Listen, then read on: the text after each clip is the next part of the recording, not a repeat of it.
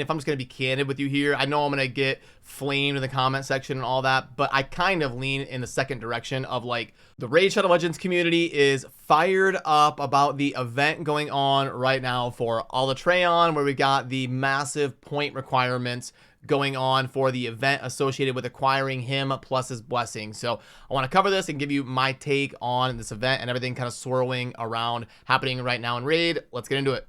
Okay, so I'm sure all of you are familiar by now, but we're talking about the Monster Path event happening right here that I haven't even started yet. I've been too preoccupied with the free-to-play account and everything. But anyway, this is the event where you're going to need to be either leveling up, ranking up, and basically champion training a ton, or summoning souls from soul stones, and you need to get all the way down here to 70,000 points, but obviously it requires a lot more than that. You got 10k right here, 1k, 5k. You're gonna have to get a ton of points to get down here to the champion, and people are very upset with the absurd amount of points required to go ahead and complete just one side of this event, where we're not even talking about getting as many points to acquire the blessing yet. And from what I can tell, reading Reddit and just kind of seeing what's going on out there in the community sphere of Raid, there's kind of like two different sentiments going on. There's one sentiment where like, are you kidding me? This is insanely toxic after we're just coming off all the events for the fragments here for Zinogre, and now you slam us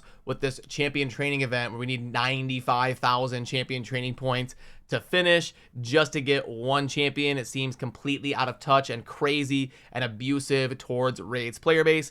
Then you have the other sentiment where it's like, well, this is a legendary champion and you don't have to do it. You can skip it if you want. So what are you whining about? This is an opportunity to acquire a champion, and if you don't want to do it, don't do it. Not every event is meant to be completed by every single player. But anyway, we'll get into going through some of the opinions and stuff going on here, and I'll share my thoughts on this as well. But first of all, let's lay the groundwork for what we're talking about here. We have got this champion right here in the Knight Revenant, Alatreon Blade Master, who is part of the current promotion going on between Raid Shadow Legends and Monster Hunter. So first, let's do a quick analysis of the champion here just in general. Base stats look pretty solid. The base 110 speed with really good HP and defense to boot. Kind of what we're expecting from a solid support. Legendary, you have an aura of speed in dungeons by 30. The A1, scaling with HP, gonna be a 40% chance of increasing the duration of 2 random buffs on all allies for 1 turn. That's insanely strong. You have an HP scaling champion here with an A1 default ability that can book up to a 55% chance of increasing the duration of 2 random buffs on all allies. That's a really good A1. Then you have an AoE that books to a 3-turn cooldown of placing increased defense and a shield on all allies for 2 turns. The shield is equal to 30% of this champion's HP. 21,000 isn't an insane base HP, but it's solid. You could very realistically get this guy up to 75, 80,000 HP and get a really good shield here of about 25, 30,000 or so. So then you've got, if it targets a boss, these buffs are protected. Yeah, that again, that's also a very, very good shield going on right there on the A2, and a very good ability. Remove all debuffs from all allies. So you have a 3-turn cleanse, and then also place a block debuffs on all allies for 2 turns. And then again, if it's on a boss, that's going to be protected. So 3-turn cooldown on AoE, defense up, and a pretty decent shield while also hitting everything. Then you have a 3-turn AoE cleanse while also placing block debuffs.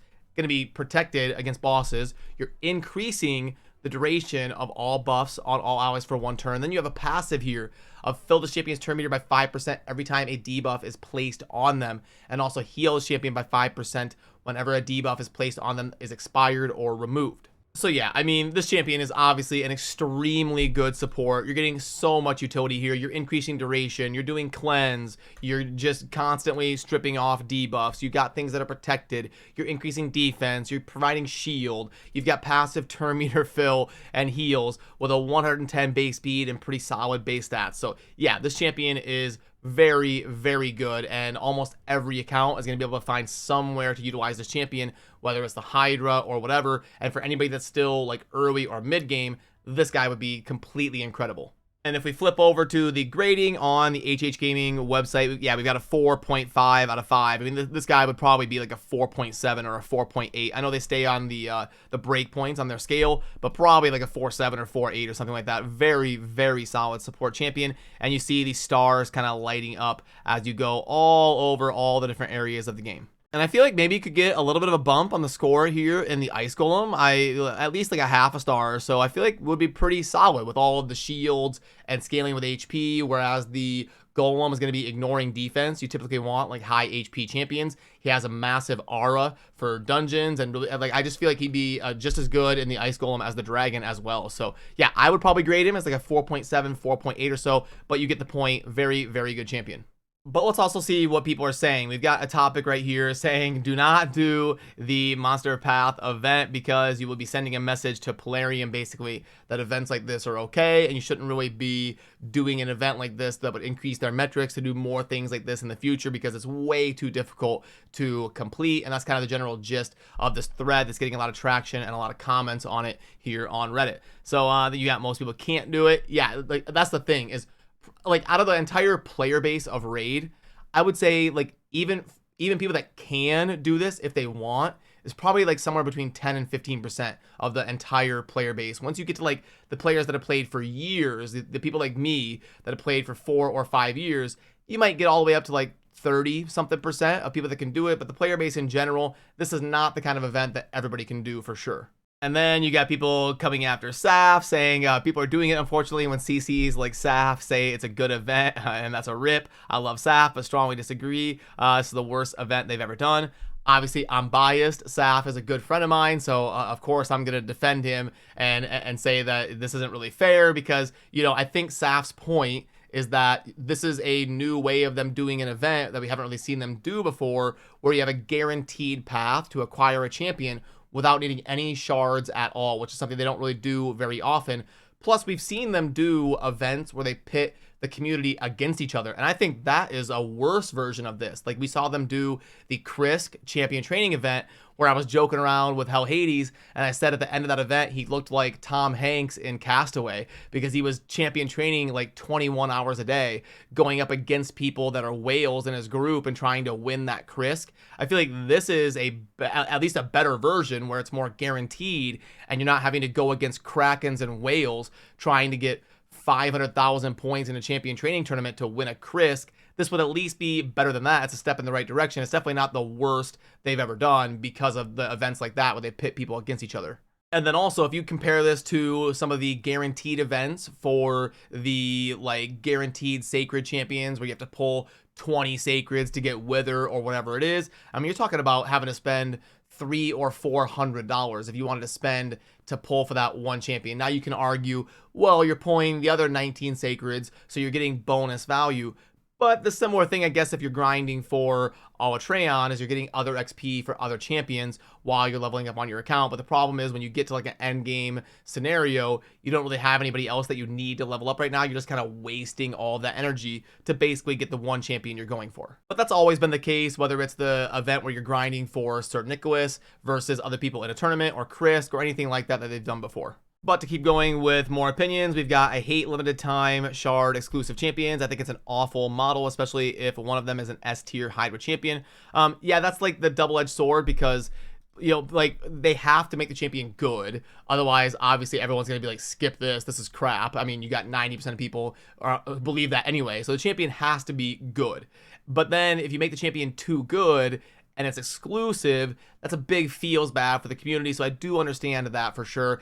I would agree with that criticism. It shouldn't be like a one-time exclusive only. Like in that regard, it's worse than the things like the champion training event for Krisk, because Krisk was not exclusive to just that 1 week when that one tournament was going on, whereas this is going to be a little bit more exclusive and you feel a little bit more FOMO and more forced into doing it because of that. So yeah, I do understand that's a fair criticism. That's definitely a bummer. Then we have another top rated comment here. For real, people saying they're going to leave the game over this make me feel like I'm going insane. Do people do every single event in Raid? Doesn't that get tiring at some point? I feel like accepting that most events you just won't complete makes it much easier to have fun in the game rather than getting upset you can't do it at all. And that's definitely a good take. I mean, I don't even do every event, and I'm a content creator for this game since it basically came out, and I've just straight up skipped probably 4 or 5 fusions at this point. I haven't gotten a single point in the Awatrion event, but it's a little bit different for me because I'm at a spot where I can basically do all of the content in the game with what I have. So because of that, I don't get as much FOMO as other people who are still developing their account. Like when you can do all the faction wars and all the Hydra and all the Doom Tower and all of that, really the only thing I'm going to struggle with now is going to be the things they add to the game. Like Amius is very difficult for me. Some of the stuff in the Cursed City of Centranos is very difficult for me. So it's not like I never need to acquire anything ever again, but I have a little bit less FOMO than people who are still trying to build those Hydra teams and still kind of get their raid account to the uber endgame. But I do definitely agree with what they're saying here is you really shouldn't put yourself in that toxic mindset of like, I have to do every single thing, because that's going to end up putting financial pressure on you to spend, and it's really going to make raid a much less enjoyable experience for you. Let me get this one here. Gonna go for it. Might fail, but the other event coins will be fine. The raid addicts are at it again, complaining about a game they keep on playing. It's almost like they don't understand how anything in life works. And that's kind of like the second sentiment that I was talking about a little bit earlier when I said there's kind of like 2 different opinions. There's like this is horrible, I'm quitting raid because of this. Plarium hates their players. And then there's the other sentiment of like, what are you whining for? Just don't do the event if you don't want to. Play the game free to play, have fun, complete whatever content you can, progress at your own pace. Is kind of like the 2 different takes that are kind of splitting off on the road of opinions on this topic.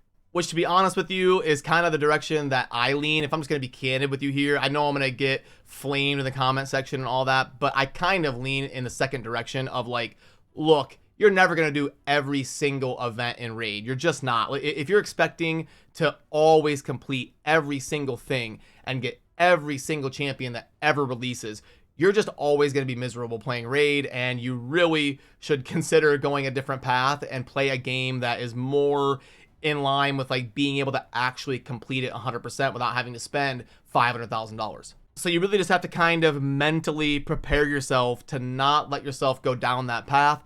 I dealt with this years ago when everybody was roasting me for not wanting to go down the path of competing in Platinum Arena. And I had to deal with like you're a scrub, you're a content creator, why aren't you trying to compete in Platinum Arena? And I've said since day one, like, no, I am not going to mentally go down that path and get into a situation where I'm pressuring myself to all of a sudden I got to keep up. I got to spend $4,000 this month to buy all these gear packs and keep up and get my Arbiter to be 408 speed. Like, I'm just not going to go down that path at all. I'm not even going to start. So my advice would be just kind of mentally get to a point where you don't even start in that direction. I play the game for fun. I play the game to manage my account efficiently. I play the game to interact with the community and do fun things like collabs and tier lists and try to theory craft different ways to clear different content. And yeah, I'm going to spend on the game if it makes sense within like my normal gaming budget that month. And there's something that is going to give me entertainment on like going for improving my account or something, and it's realistic. It's not something I have to spend like thousands of dollars or something. Sure, I'll spend on the game if it makes sense and it's a good pack offer and all that, but I'm not going to go down the path of like, oh my god, I have FOMO if I don't get this one champion, I don't finish this one event or anything like that. It's just kind of like my advice on how to deal with a game like Raid, because it's a gacha game. They're going to be trying to get you to spend money. They're going to be trying to milk you of your resources. They're going to be trying to give you FOMO. So just play it at your own pace and enjoy it how you want to enjoy it. And if you're not capable of that, if you're the kind of person that just cannot play a game like that, then Raid is going to be a very difficult experience for you. But also, I did want to mention, I've kind of heard from friends of mine and stuff. I can't confirm this. I didn't do it myself, but I heard that somebody I know was telling me they finished this with 700 brews. And if you've been playing the game for a long time, you probably have 700 brews. Like I was actually going to do a video on this, but I have like, I don't know, what is this? 25,000 brews or whatever. You got 14,000 plus, yeah, 13,000. So 27,000 brews here that I've got saved up. So I heard someone did it for 700 brews, and maybe I try that. I mean, it would be a lot of fun for me to add the champion. It is good. I'm not going to lie. I'm going to have to crunch some numbers. If I can do it for 700 brews, I probably will, but I'm not going to go lock myself in a dungeon and do champion training for 21 hours a day. The same thing back in the day when the Krisk event was happening and people were in the community were going after it. I was like, nope. I tried it for like a day to see if I would get lucky and get in a group that didn't have a whale, and then I would go for it. But as soon as I saw that I was going to be going up against whales, I was like, nope, I'm out. See ya. I'm not gonna do that to myself. So same thing with this. If I can do it realistically, I'll go for it. If not, it is what it is. I'm gonna let it go. But yeah, as always, when we talk about a topic like this, I will host over on the community tab a way for you to vote and let me know your opinion on this, if you're going for it and all of that, so that we can get some input from the community and be able to talk about that in future content. So I appreciate all of you, and let's hear your thoughts down below on the Monster Path event for Alterion. I'll see you soon in the next video. Thanks. Peace.